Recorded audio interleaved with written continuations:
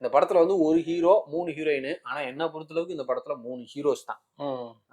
Music director, cinematographer, editor 3 பேரும் அவங்களோட வேலையை சிறப்பா பண்ணியிருக்காங்க. முக்கியமா சினிமாட்டோகிராஃபி எனக்கு ரொம்ப பிடிச்சிருந்துச்சு. லைட்டிங்லாம் தரமா கொடுத்துருந்தாங்க. குறிப்பா சாங்ஸ்ல வரக்கூடிய விஷுவல்ஸ், அந்த மாண்டேஜ் ஷாட்ஸ்லாம் சூப்பரா இருந்துச்சு. அதே மாதிரியே ஜிவி பிரகாஷோட மியூசிக் அல்டிமேட்டு. அந்த முட்டை கலக்கி பாட்டா இருக்கட்டும், அடுத்து வரக்கூடிய நிறைய சாங்ஸா இருக்கட்டும், பேக்ரவுண்ட் ஸ்கோரா இருக்கட்டும், அது எல்லாமே அல்டிமேட்டு. ரொம்ப ரொம்ப சூப்பரா இருந்துச்சு. அதை எடிட் பண்ண விதமுமே ஷார்ப். ஆக்டிங் வைஸ் கென் கருணாஸோட பெர்ஃபார்மன்ஸ் உண்மையிலே ரொம்ப சூப்பரா இருந்துச்சு.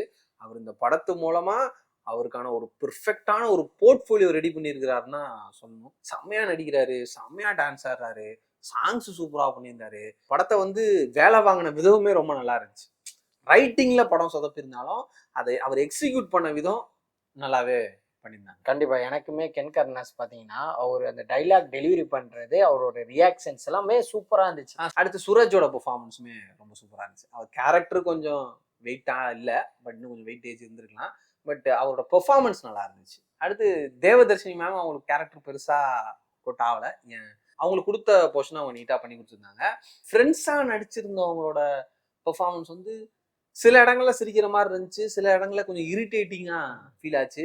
ஹீரோயின்ஸுமே அவங்களுக்கு கொடுத்த போர்ஷன்ஸ் எல்லாமே நல்லா பண்ணியிருந்தாங்க.